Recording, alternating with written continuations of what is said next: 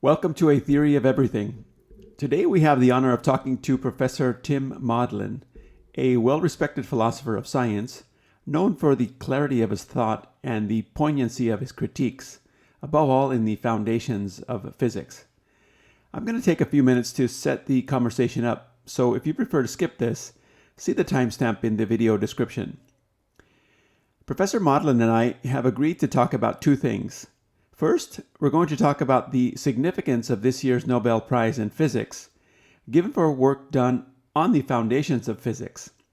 For those who don't know, the foundations of physics refers to that part of physics that intersects with philosophy and thinks about the meaning of it all, as opposed to mere equations of motion or predictions about nature.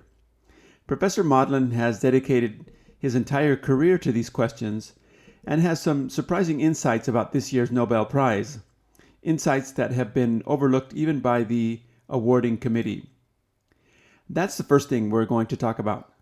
The second thing we're going to talk about is what this year's Nobel Prize means, not only in terms of the quantum technology, but what it means and where it fits into humanity's historical quest for truth. But most important of all, for me and for a growing number of people, is what this year's prize has to say about the most important question of all, which is how we're going to avoid from destroying ourselves as a species. That is the central question and concern of this channel. If you share this concern, listen carefully to what's being said here. This is not just another conversation on the internet. It's meant to push the envelope about what it means to be human and what we need to do concretely to get out of our current existential dilemma. These are serious questions, and this year's Nobel Prize is at the heart of it all precisely because it deals with foundational questions in physics. As always, you'll find a timestamp with the various topics we cover, along with relevant links and citations in the video description. Thanks for taking the time and thanks for your interest. Hello and welcome to A Theory of Everything. Today we have the pleasure of talking to Professor Tim Maudlin. Professor Maudlin is a well-respected philosopher of science, known for the clarity of his thought and the poignancy of his critiques, above all in the foundations of physics, which is especially relevant given this year's Nobel Prize, which is related to the foundations of physics and is at the very core of what we're going to be talking about today. Professor Maudlin has undergraduate degrees in physics and philosophy from Yale University and a PhD from the University of Pittsburgh. His books, published by the world's most respected publishing houses, include Quantum Non-Locality and Relativity, Truth and Paradox, the Metaphysics Within Physics, and 2 volumes of Philosophy of Physics. He's a member of the International Academy of Philosophy of Sciences, also a member of the Foundational Questions Institute. He has been a Guggenheim Fellow, taught at Rutgers for many years, and also lectured at Harvard. In addition, he's a founder of the John Bell Institute for the Foundation of Physics. Professor Maudlin, thank you so much for taking the time to talk today. Thanks for having me. So, Professor, if it's okay, I'd like to take a couple of minutes to describe the goal of today's discussion. So on the one hand, I'd like to talk about this year's Nobel Prize in Physics and some of the important insights you have about that. In fact, you've written in a recent article that I think is very interesting and relevant and important. But just as importantly, for the sake of listeners, many of whom are not physicists, I'd also like to take a step back and zoom in and out of our discussion as necessary or as needed through various levels of abstraction to clarify the big picture historical significance of this year's Nobel Prize and what it means for us as a species that that many, including myself, are concerned about being at a non-zero risk of potential extinction. So this second concern is especially relevant given a recent paper that was published by Fields medalist Michael Freedman, Microsoft economist Glenn Weyl, and string theorist Michael Faber, speculating about the possibility of a certain symmetry or a wormhole between quantum mechanics, which is what we're going to talk about today, and voting theory. So this is quite a novel idea, very interesting things taking place there. So this is a lot of ground to cover, but I did mention that it would be an ambitious talk and that we really want to push the boundaries of human thought about these things. And you are an especially ideal catalyst for this.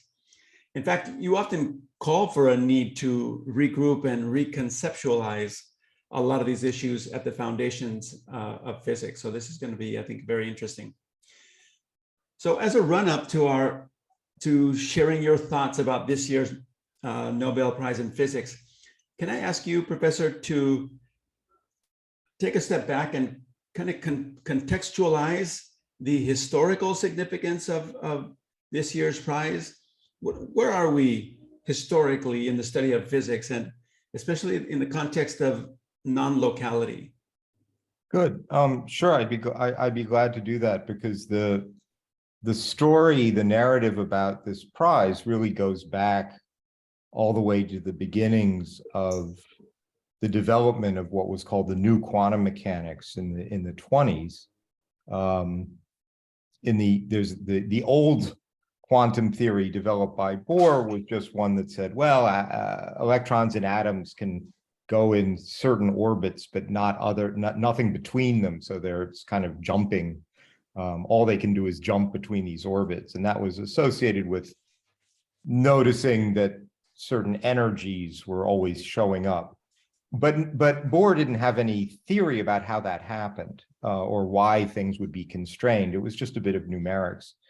And then in the middle of the 20s, first Heisenberg and then Schrödinger developed much more detailed theories using different mathematics, which form the basis and the foundation of what we now call quantum theory.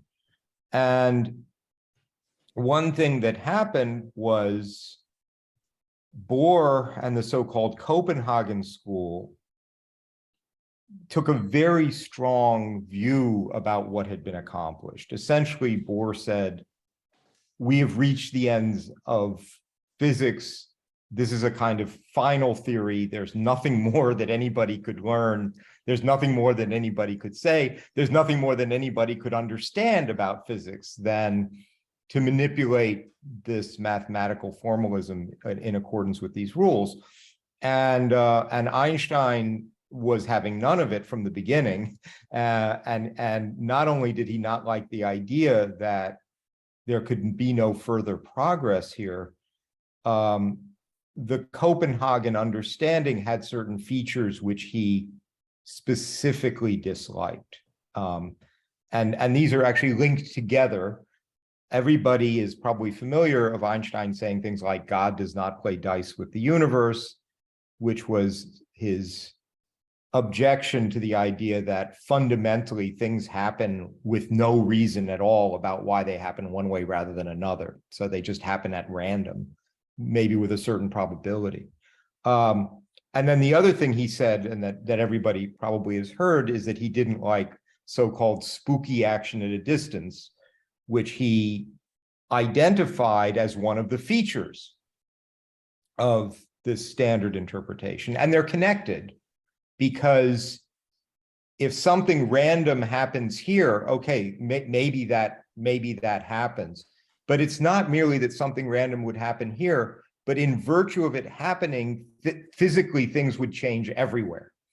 And this was the so-called collapse of the wave function. So if a spot forms on a screen somewhere, I can say, well, gee, is there some reason it formed there rather than somewhere else? You might have thought that, yeah, because there was a particle headed toward the screen that hit it there. And Bohr and company would say, no, that's not right. Really, there was some chance that spot form anywhere on this screen. And then Einstein said, but wait a minute. So, and when a spot forms here, you're then telling that instantaneously there's no longer any chance that one will form anywhere else. And that's a physical change, right? A moment ago, there was a chance, and now there isn't. And he objected to that. So he raised those objections already back in the middle 1920s using examples with just a single particle like hitting a screen. And then in 1935, he and Podolsky and Rosen wrote a famous paper where he expanded that to cases where you have a pair of particles that are created in a certain kind of quantum mechanical state, such that doing an observation on one of them allows you to make a perfect prediction about how the other one will behave. And even though in the initial state does not determine how either of them will behave, it does determine that their behaviors will be related to each other. So to take a simple example, we'll talk about spin. I have a pair of particles. If I do a measurement in a certain direction, I can think of the result as being either spin up or spin down, depending on which way the particle gets deflected. And the quantum state might say, well, there's a 50-50 chance that this will go up and down. There's a 50-50 chance that this will go up and down, but for sure they'll do the opposite thing. If this one goes up, that one goes down and vice versa, right? So the theory makes a probabilistic prediction about the exact outcomes, but it tells you with certainty that what happens with one will give you perfect information about what will happen with the other. And again, Einstein thought, well, if there's nothing predetermining these outcomes, how can that be? As it were, how does the second particle know what the first particle did? And in the quantum formalism, that's through this collapse of the wave function. And Einstein objected to this as spooky action at a distance. And he wrote that paper in 1935. It had a very deep impression on Schrodinger. Bohr tried to respond to the paper, but in a way no one can really quite understand what he's claiming. And it sort of stayed that way for decades until John Bell came along. And John Bell was motivated to look into this because he had read a paper by David Bohm in 1952 showing how you could have a completely deterministic theory, so a theory with no dice playing, right? No fundamental probabilities that would give all the same predictions as quantum mechanics. And he said, oh, so you, as Einstein wanted, I can get rid of the probabilistic part. But Bohm's theory was manifestly did not get rid of the non-locality. If you just look at the theory, the details of it, it really does say that what's done in this lab can have a physical effect on the outcomes in a distant lab, no matter how far away. And that effect is instantaneous. So the indeterminism is gone in this theory, which is now called Bohmian mechanics or pilot wave theory or de Broglie-Bohm theory. The indeterminism is gone, but the spooky action at a distance is right in your face. And so Bell, it occurred to him to ask, well, gee, can I get rid of that spooky action at a distance? And if I could, then you would have what would be called a local theory. Sorry. May I pause very quickly here? Sure. I apologize for the interruption, but No. this non-locality in the context of a wider historical perspective, one of Einstein's main objections, possibly, I don't know, I'm speculating, could have been because the non-locality that he was able to overcome in Newtonian gravity. Is that the case? In other words, Newton did not understand how gravity functions, how the sun could affect the Earth, which is very far away. And so this non-locality is what Einstein resolved through the general theory of relativity. Do you think that part of his reluctance to accept a return to non-locality was because of that? Well, I think historically, that's not quite right. What Newton certainly did not believe in anything non-local. The exact point at which this question comes up in Newton's Principia is the point where Newton famously says, hypothesis non fingo, I frame no hypothesis. I see, okay. What Newton said is, just by looking at the phenomena, I can prove to you that the sun is exerting a force on the earth. It's an inverse square force and so on. And that gives rise to these orbits and all of this stuff and the falling apples and everything that I can explain. And then he says, well, where does this force come from? And in the Principia, he says, my job here is to deduce things from the phenomena, and I'm not going to make a guess because that's not in character of what I'm doing here. He did say, if you read his letters, that no person essentially in control of their faculties would believe there's unmediated action at a distance. He says no sane person would think that. Newton himself, we know, thought there were must be some kind of particles between the sun and the earth and so on that was responsible for this gravitational force, but he didn't know how they worked. And so he didn't want to mix up what he could prove with what would just be a kind of blind guess. And he drew that line, and that's where he said, I frame no hypothesis, not because he thought it was non-local, but because he didn't know what it was. He certainly thought whatever it was local. So I don't think that was what was motivating. What was really motivating Einstein in general relativity was much simpler, because Einstein developed special relativity in the context of recovering Maxwell's theory of electromagnetics. And Maxwell's theory also has an inverse square law in it, because if I have two charged particles, electrically charged particles, they'll attract or repel each other by a force that drops off as the square of the distance. So you'd say, well, why can't you just adopt that theory to do gravity? Because that's an inverse square law. And the answer is there's kind of an immediate trick you try, and people tried it immediately, and Einstein tried it. It doesn't work. It just gives you the wrong predictions.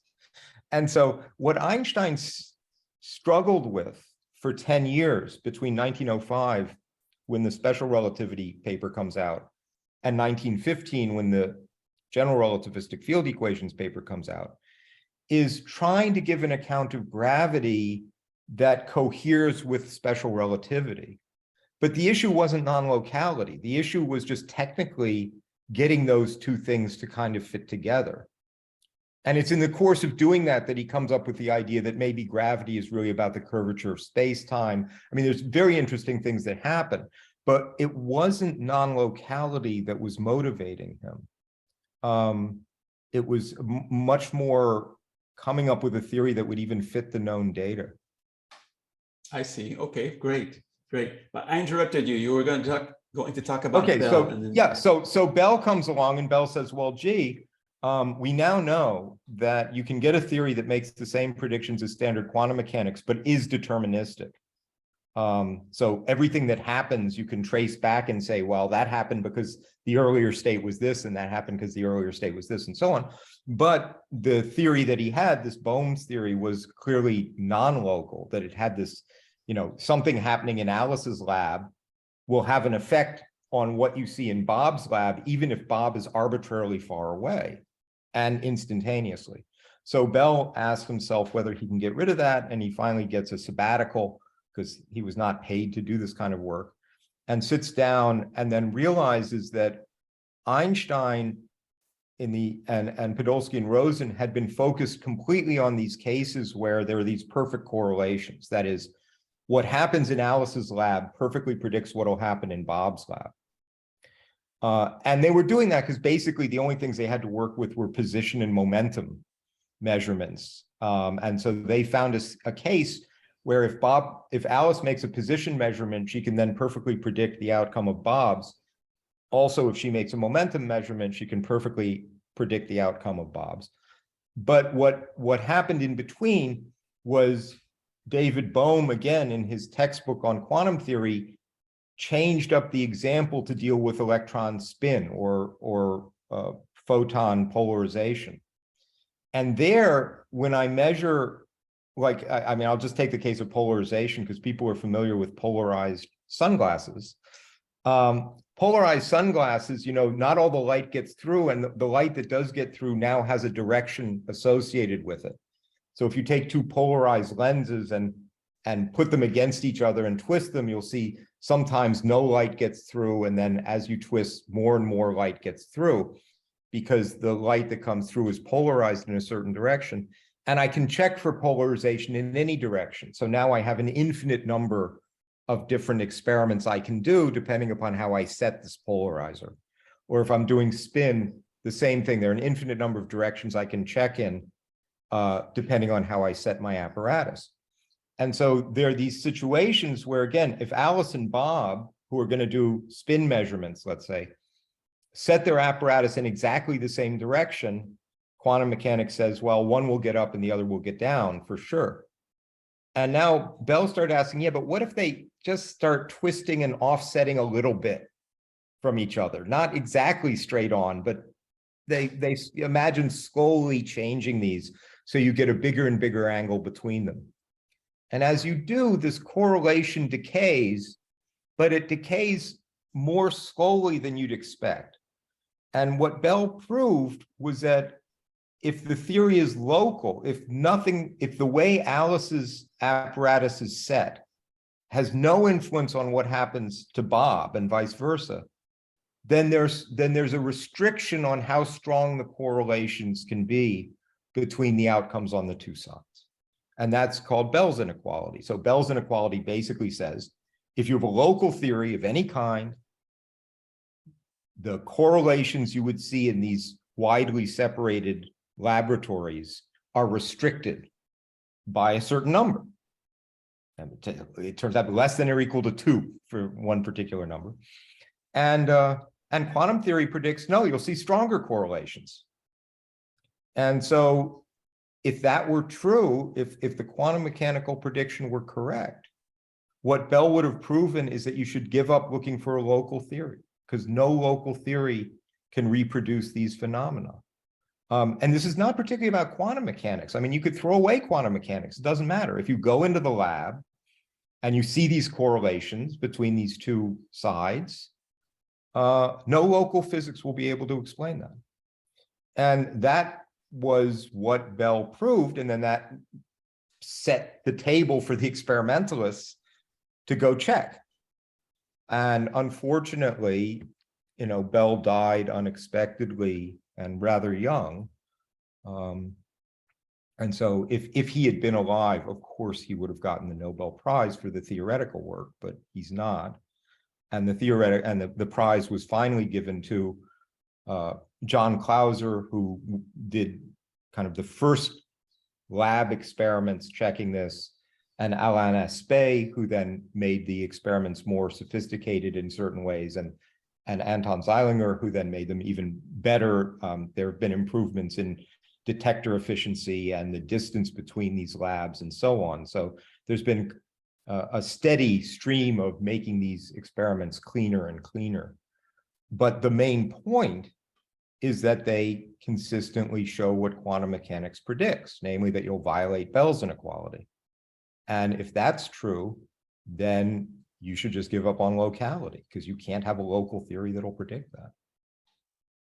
Excellent. Can I ask you to explain your recent article, a link to which I'll put in the video description, regarding some misconceptions, very common misconceptions, yes, even on the Nobel Prize committee regarding. Right. So yeah. So the irony is what many people have said, and even what is reported by the Nobel committee that gave the prize, is that what these experiments ruled out was not locality, it was something called hidden variables. And the idea of hidden variables, this goes back to what I talked about with Bohr before. Bohr said this quantum mechanical description, mathematical description, a thing we call a wave function, tells you all there is to know about a system. Two systems described by the same wave function are physically identical in all respects. And Einstein said, why should I believe that? Maybe, maybe there's more to the system than is represented in the wave function. And that's what the EPR paper was all about, was basically saying, to save locality, you better accept that quantum mechanics is incomplete. And any theory that postulates more to a physical system than is represented in the wave function has gotten the bad name a hidden variables theory.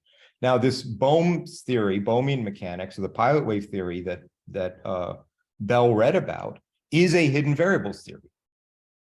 And then people report that what these experiments did was they ruled out hidden variables theories, which is just nonsense, because it was a hidden variables theory that made this prediction, that Bell realized made this prediction. So the experiments didn't rule it out at all. And in fact, Bell was a big supporter of this pilot wave theory. And he wrote a very beautiful article called On the Impossible Pilot Wave, telling physicists, pay attention to this theory, pay attention to this theory. And then the Nobel Prize committee says, oh, these experiments showed that the theory is wrong. No, not at all. I mean, not in the least, because that hidden variables theory is non-local. So it doesn't have a problem with violating Bell's inequality. This has been a misconception that's been around for decades. And many physicists thought, well, why are these experiments important anyway? All they're doing is ruling out hidden variables, and nobody believes, no good thinking physicist believes in hidden variables anyway. So it's kind of, ruling out a theory that nobody takes seriously. But that wasn't what it was ever about. It was about non-locality. It was about showing you that this non-locality, this spooky action at a distance that Einstein so disliked, is playing a fundamental, ineliminable role in making these predictions. And the predictions are correct. I mean, some people so much dislike the idea of non-locality that they thought when these experiments were done, they would actually not be in line with the quantum mechanical predictions, that this would refute quantum mechanics. But it didn't. I mean, the experiments came out as quantum mechanics predicts, violating Bell's inequality, and thereby showing that there's non-locality. Very interesting. So one of the major themes in physics for the last several decades, certainly in the foundations of physics, is to understand the meaning of this non-locality. Can you share your thoughts about this? What does it mean? Or why is it significant that it rules out, it necessitates non-locality, but it does not rule out the possibility of hidden variables? Why is that significant? So I would say here's an easy way to understand it. The non-locality intuitively is, again, saying something that happens, say, in Alice's lab has a physical effect on Bob's lab, which can be 100 million miles away. It doesn't matter. I mean, according to the theory, the distance doesn't play a role here. It's not like this effect falls off as you make these labs further and further apart. But further, it has an effect instantly. And the problem is, the deepest problem is, according to special relativity, the notion of one thing happen instantaneously doesn't even make any sense. It's not that the theory says, as it were, it can't happen. It says there's no content to even saying that something is instantaneous. This is because in the special theory of relativity, and this is something that's given up from Newton and given up from Maxwell, you get rid of the idea that there's any such thing as absolute simultaneity, that you can say of two events far away from each other that they happen at the very same time. Now, that it's part of our everyday thought that this is true. So in everyday, go up to somebody on the street, say, okay, I just snapped my fingers. Is there a fact about what was going on the moon at the moment I did that? Is there a fact about what was going on Alpha Centauri at the moment I did that? And, anybody would say, sure, why not? right? There's a fact when I snap my fingers, what's going on, a little bit far away and further and further. And this is what Newton thought. And Newton's very clear about it. He says a moment of duration extends out through the entire heavens. The same moment of duration exists in Rome and in London and in the stars. And what happens is Einstein realizes by studying Maxwell's electrodynamic theory that he can formulate that theory in a way that just doesn't need any notion of absolute simultaneity. And in a way, special relativity is built, it gives you a different picture of space and time that's built to fit into Maxwell's theory. And Maxwell's theory doesn't need simultaneity, so he gets rid of it. And then in 10 years, he manages to deal with gravity, Newtonian gravity, in a way that, again, doesn't need absolute simultaneity. So he gets rid of it. Now, the thing about Maxwell's theory and Newton's gravitational theory is that they can't violate Bell's inequality. So if those theories were correct, you could not violate the bounds that Bell put down. So I don't blame Einstein. He sort of looked at the physics that he had that worked and said, gee, I can make sense of this physics without anything like absolute simultaneity. So I'm going to get rid of it. And what's happened is that when the non-locality comes back in, it looks like you need it back, okay? You say, well, if I have instantaneous action, one thing I need is a definition of what it even means to be instantaneous. So I need this notion of absolute simultaneity. That's why it's so hard to put quantum theory together with relativity, because relativity was designed for local theories, and quantum mechanics is a non-local theory. And so they don't fit together well. And a lot of the struggle in trying to come up with what we call a theory of everything, which would encompass both quantum mechanical, what we call quantum mechanical phenomena and gravitational phenomena. Part of the problem with coming up with a single theory that can do both jobs at the same time is that quantum mechanics seems to need absolute simultaneity and relativity denies there is such a thing. So something's got to give, right? I mean, or you have to be very, very clever and figure out a way to do this without absolute simultaneity. It's a pretty clear and straightforward problem once you see it. But I would say most physicists wouldn't put it the way I just put it. They would say things like, well, people often say quantum theory and relativity don't play together well mathematically, which is true, but that's not really getting at the heart of the problem. Why don't they play together well mathematically? Well, part of the reason is in quantum mechanics is a non-local theory, and relativity, the relativistic theories that we have are all local theories. And relativity is not really giving us, I would say, enough space-time structure to formulate in a clear way a quantum mechanical theory, or any theory with non-locality, as a matter of fact. So one of the major challenges in physics for the last several decades has been this effort to reconcile quantum mechanics and general relativity. And there's been many different attempts. One of them is string theory, of course. I say that parenthetically because according to string theorists, this reconciliation is accomplished. It has some problems, of course, that it can't be tested, etc. But where I wanted to go with this is, of the attempts to make sense, to reconcile these two different theories of reality or physics, many, for example, the many worlds interpretation is one attempt to make sense of that. And there's 16 or 20 different relatively mainstream attempts. One of them that you have expressed a favor for comes from the Aharanov-Bohm effect and the inherent non-locality in that.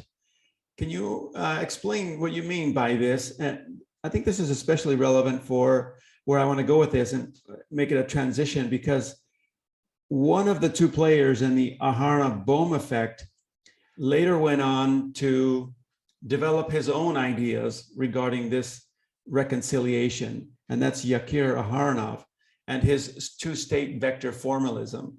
So before we get to that, can you elaborate on your thinking regarding the potential of the Aharonov-Bohm effect? First, maybe explain what that is, and the potential role that you see it in terms of reconciling these conceptual difficulties with non-locality, quantum physics, and relativity.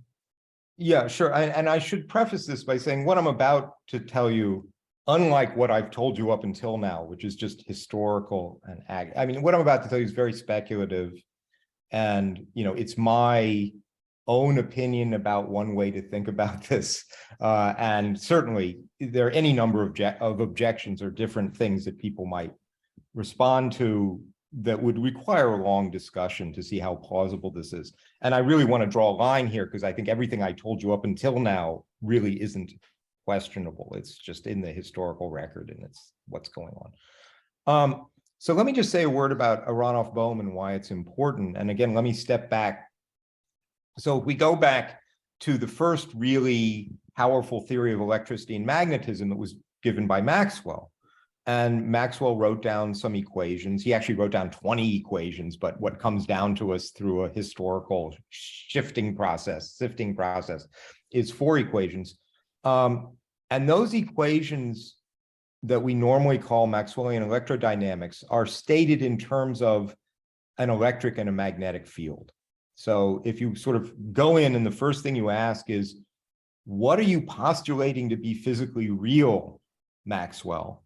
The answer is, well, I think there's an electric field and I think there's a magnetic field. And here are equations that tell you how they behave, how they vary with time, because altering an electric field generates a magnetic field, and altering a magnetic field generates an electric field. And that's why you get electromagnetic radiation, which is light, and so on. And for many years, it was accepted that that was the right physical picture. And then it was just noticed as a purely mathematical fact that if the electric and magnetic fields obey Maxwell's equations, that you can make up or invent 2 other things that are called the scalar and vector potentials. And that you can then write down equations that show how to derive the electric and magnetic fields from those potentials. And you can state the laws of electromagnetics in terms of those potentials. But the normal thought was that those potentials are just mathematical artifacts. They don't represent anything physically real. And why is that? Well, it's because there's a thing called a gauge freedom. That is, the same set of electric and magnetic fields can be represented by different pairs of scalar and vector potentials. So, fix the electric and magnetic fields. There are a whole bunch of different pairs of these potentials you could use. And the thought was, oh, but they're all physically equivalent because they're not real. What's really real is the electric and magnetic fields. And then you'd say, well, why are they doing this? And the answer is, well, that freedom to choose the potentials is useful practically for solving problems. Because if I have a problem with a certain symmetry in it, I can pick a gauge, as we would say, of all these infinitely many available gauges. I can pick one that makes the equation simplify, given the particular problem I'm trying to solve. Okay, so that's the normal story, that what's really real is the electric and magnetic fields. They're mathematically, you can use these scalar and vector potentials, but don't think of them as physically real. And another reason why you don't want to think of them as physically real, people would say, is that in some gauges, they propagate instantaneously. So now we're back to instantaneous action. Bell points this out. So if I use what's called Coulomb gauge, then if I wiggle an electron here, the potential infinitely far away instantaneously changes.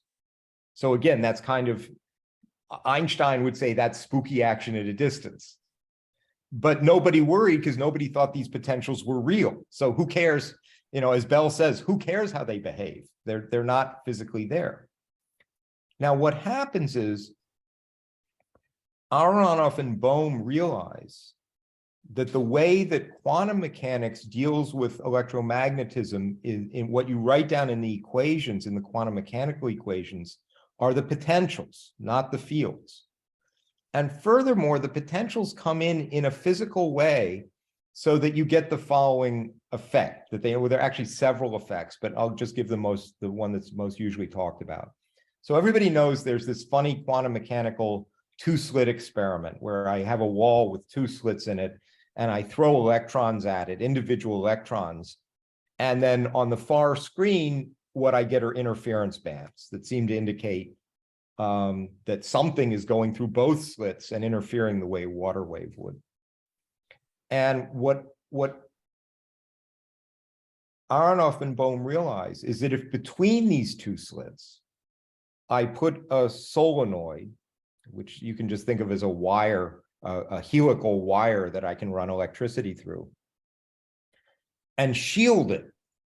So if I turn on the electricity, there'll now be an electromagnetic field in this solenoid, but it doesn't leak out.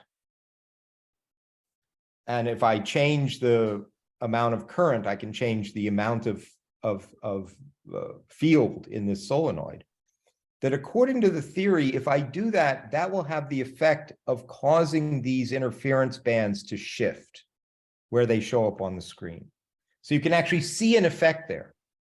And the reason this was puzzling is that if what's real are the electric and magnetic fields, they remain confined within the solenoid, and the electron I'm throwing at the screen is barred from ever getting into the solenoid. So the question is, well, how is it that these fields are affecting these particles? The particles never come in contact with the fields. And the mathematical answer is, well, when I do the calculation, I don't use the fields, I use the potential. And when I change the fields inside, of necessity, I have to change the potentials outside. So I do change the potentials in the region where the particles are allowed to go. I don't change the fields, but I do change the potentials. And so what they concluded from that at the end of their paper, Aharonov and Bohm, was that this shows that we're thinking about things wrong, that what's really physically real here, as it were, corresponds to the potentials and not to the fields. Now, as I mentioned, as soon as you say that, you say, but the potentials, you can change the gauge, and you say, yeah, and that means there must be kind of physically preferred gauge. And furthermore, as I mentioned, in some gauges, you get these instantaneous effects, like in Coulomb gauge, you get these instantaneous effects. So if you think along these lines, now there were a bunch of steps to that argument, and at each step, somebody could object, right? And we'd have to have a discussion. But it's a very simple argument that sort of says, gee, as soon as I take the potentials as physically fundamental rather than the fields, I could say there's a suggestion now, again, of kind of non-locality, even in electromagnetic theory. So to me, these things fit together, right? To me, these things are pointing in the same direction. And I should mention that Robert Weyl, who's a very famous general relativist, recently published a book on electromagnetic theory because he taught a course which he hadn't in decades on advanced electromagnetic theory. And he came to the conclusion, again, not looking at quantum mechanics, but just looking at standard electromagnetic theory, the right way to understand it is in terms of the potentials and not in terms of the fields. So to me, these are all pointing in the same direction. But it's just suggestive. It's not a proof here.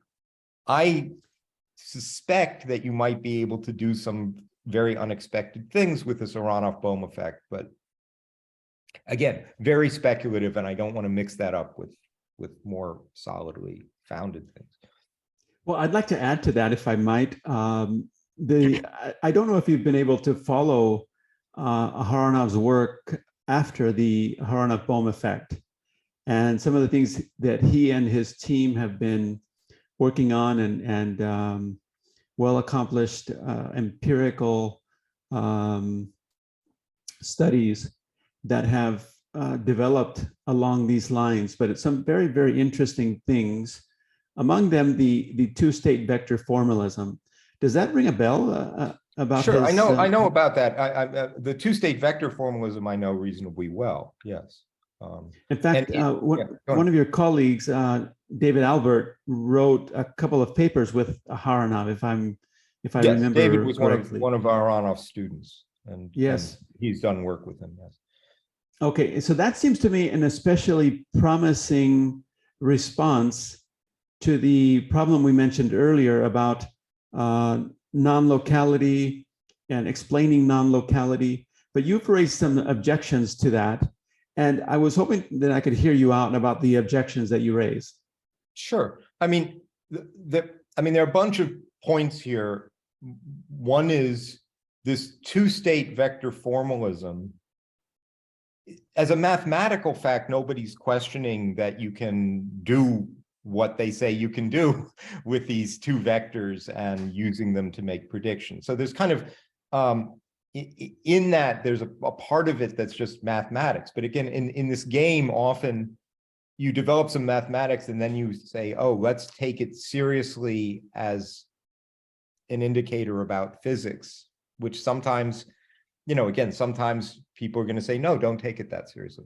The main thing about the two-state vector formalism, which would be relevant for all this and is my main source of worry about it, is the very radical proposal that the way to understand what happens, say, in a lab right now, is not merely in terms of what happened in the past, like how I set up the lab, when I turn things on, what the entire thing, but that there's, as it were, information coming back from the future in the opposite direction. So the two-state vector formalism has, as it were, a forward-going quantum state governed by the Schrodinger equation in a kind of familiar way. And in addition to that, a backward-running wave function, a second one. That's why it's the two-state formalism. That's, as it were, going backward in time, and whose structure you're supposed to understand by reference to the future, not to the past. Now, that's a really big leap. To me, that is a much more radical thing than putting in instantaneous action. To have not just causation, as it were, from past to future, but causation from future to past. Why?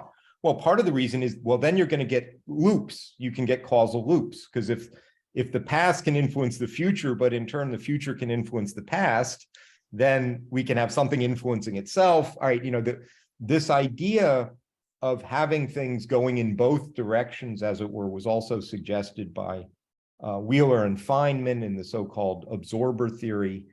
And again, you can see there's room logically for it. Wheeler and Feynman could write down an equation, but I don't know if anybody's ever actually solved it.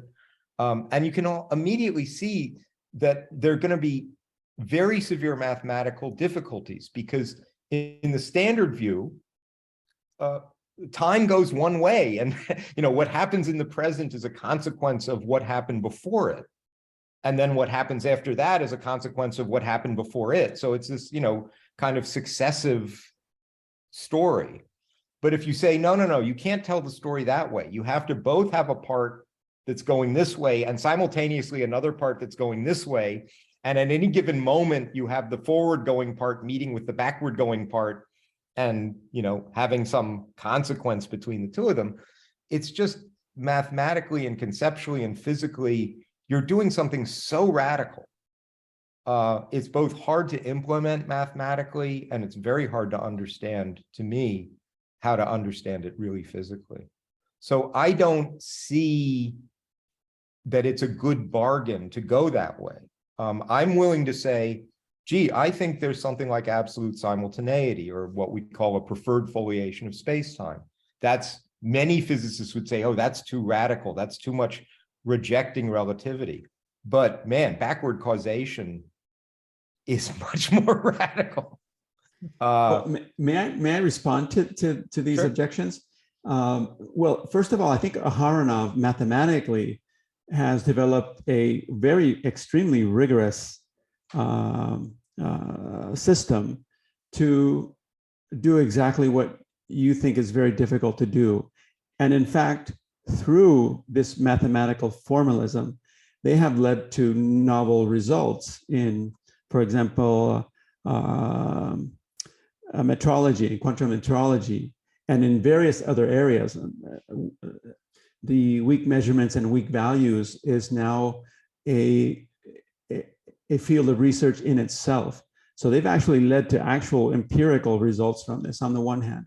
And then conceptually, something that's really difficult for me to understand, even from Aharanov's team, the idea that the future causes or has an impact on the present is not something so new. In fact, Aristotle, at the beginning of the philosophy of physics, posited a final cause, final causality. So conceptually, it's certainly not so difficult to understand. Even on a normal human level, why are we talking here today? Well, on the first hand, because of a certain series of causes that go back in time to the Big Bang. But also there's another set of causes in each one of my sentences, and it's the idea that I want to get something across. So in some sense, there's two sets of causes. Conceptually, I see that as extremely intuitive. And I don't understand why people say that it's not intuitive. Is it a matter of simple reluctance to accept the idea that nature itself has goals and purposes? If that is the case, then I would say it's ill-advised, because there's many teams of researchers, one of whom we've talked to on the channel, Michael Levin, a synthetic biologist who's doing some incredible stuff with using bioelectricity. And his whole program talks about goals and purpose in biology and in cells. So I guess my whole point is, I don't understand why the conceptual reluctance, when in reality, it's common sense. What am I missing? So let me take these two things in turn. The two-state formalism, and again, it's a mathematical formalism. You're right. You can use it for to talk about weak measurements and so on. That's correct. But there's a way of understanding its significance that doesn't require any backward causation. It's rather, so commonly what we do is we say, all right, we have an initial setup. We've set up some situation, and now we want predictions for what might happen after that setup. Where we're not sure, we get probabilistic predictions. One thing we can do is wait then after the relevant time and do a post-selection based on what the outcomes actually were. So I set up 100 systems with the same initial state. They evolve differently, and then I post-select on only the ones that came out a certain way, and use that information now to say something about what was going on in between. Now, that's fine. I mean, you can tell that whole story and why it works and what you're doing without ever anything physically going backward in time, because the reason you call it a post-selection is that it's a selection you make after the relevant event, right? You've got pre-preparation and then post-selection. So a lot of the mathematics can be understood without anything going backward in time.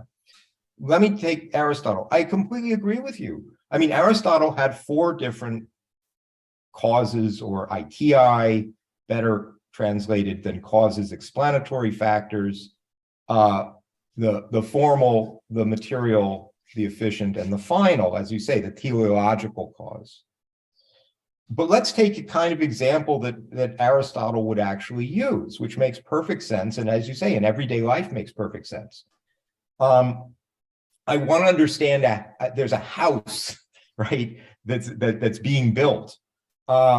and I want to understand it. And the material part would say, well, you'll notice that there's this heavy stuff at the bottom, and then there's lighter stuff, and what it's made out of. And the form it could literally be the shape of the house, and so on. And then you say, but why? Why are these materials being used, and why do they have that shape? And then Aristotle would say, well, now you need the most important explanation, the teleological one, which is, what is a house for? What is the builder attempting to produce, right? What does he want to achieve? Oh, he wants something that'll keep the rain off his head, right? So he needs a roof, and he needs now to support the roof. Now there's all this kind of backward reasoning. At the end of the day, I want a roof. Well, gee, I need something to support the roof, but that shouldn't be too heavy. So I'm going to use wood up here, and I'm going to use blah, blah, blah. That's a teleological explanation. Notice, in that case, it's not that literally what happens in the future is affecting us in the present. What's affecting the builder right now is something in his head, which is now. He has in his head a plan. He has in his head a desire. He has in his head now a goal. He has in his head right now a bunch of thoughts about how to achieve that goal. That's what's guiding him in his work, even if the house never gets built, right? So it's not the house in the future that's directing him. It's his present beliefs and desires and so on about the future that's directing him. So I agree with you. Teleological explanation in that sense is very important. And if you want to understand human beings and how they behave, you better take account of what they want and how they think they're trying to achieve it. But none of that requires literal backward causation. I mean, that explanation would go on just the same, even if the universe ends tomorrow and all of these plans we have come to nothing. Right? So it's not the future state that's doing it. Now, certainly that's how Aristotle would describe intentional human action. He then wants to extend that to biology, which is tricky because plants aren't thinking, right? And this is the thing as a biologist, and a very serious biologist. What he saw was that biological systems evolve in a way that seems similar to intentionally produced objects, even though we don't think that there was any deliberation involved, whereas the builder deliberates. I mean, these are the kinds of things Aristotle would say. And then that gets him into the idea of a formal explanation and the existence of these forms. But even the forms are not coming from the future, right? The form that directs the development of a seed into a tree is not the future tree doing anything. It's the form that's in the seed. And where did that come from? That came from the seed's parents. And where did that come from? Well, that came from the seed's parents, right? And you're again going backward in time.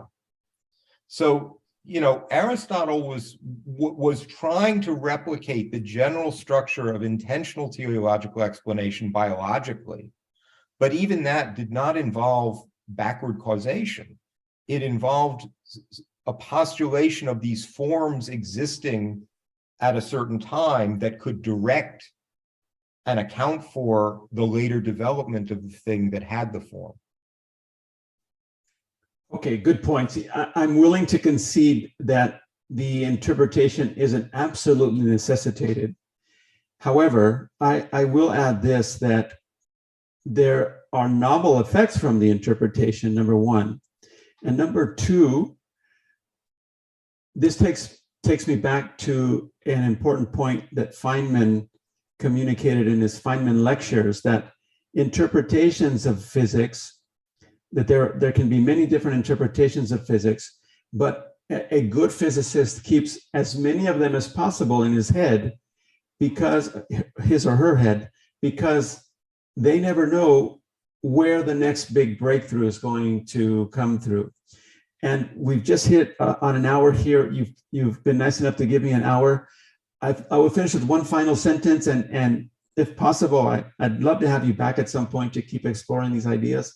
But the idea here is something that I started the conversation with.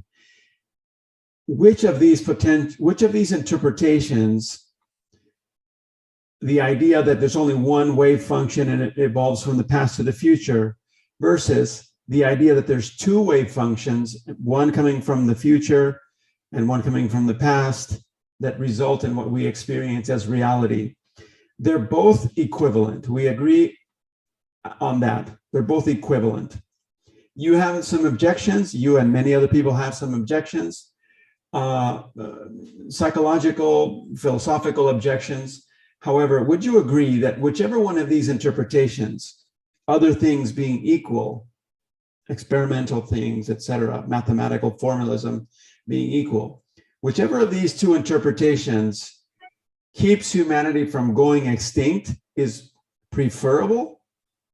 Are you willing to concede this, or just a jump? Wow, that's quite an interesting question. I would have to understand how it does that. I mean, if the idea is, I'm not sure even what you have in mind, because again, the ability to do weak measurements and so on is, you can account for that completely with a future going wave function and post-selection. I mean, it's not like one of these two is going to give rise to a technology that the other one won't. So I'm not sure what you have in mind. You mean that one of them would inspire people to care more about the future and not blow us up? I mean, in what way would one of these rather than the other influence the ability of humans to survive? Specifically, the mathematical formalism leads to insights that are parallel to the recent paper that Glenn Weyl and collaborators are positing between the quantum theory and a wormhole to voting theory. So it's very much along these lines. In other words, there's a symmetry that's posited between the mathematical formalism of quantum theory and the mathematical formalism that governs collective decisions in society. That would be the general idea. Okay, so let me say, I don't know this paper and I can't make any intelligent comment about it, so I'll just avoid that. But let me do make one just very quick comment. Okay. To me, if you want people to act in the way that we avoid catastrophe, and I'm very worried about different kinds of catastrophes, certainly catastrophes for democracy in this country, you know, nuclear war catastrophes, ecological catastrophes. I'm glad we agree. This is so important. I would just say, from my point of view, I don't want to tell people, look, the future is somehow fixed out there and it's going to come back in time and save us. I want to say, no, the future is not. The future really depends on what we do. Right? The future isn't out there influencing us. It's us and what we do and our decisions and our hard thought and our attempts to anticipate what might happen that can direct us to make the right choices. And I think that's a story that makes much more sense with forward-going time than with backward-going time. Because with backward-going time, you sort of think, well, whatever's going to happen is going to happen. Nothing I can do about it because it's controlling me. So, but this is just at the level of psychology, right? Absolutely, absolutely. Well, Aharanov would respond to that precisely the uncertainty is what allows for the future not to be completely determined, because there's hidden variables involved, et cetera, et cetera.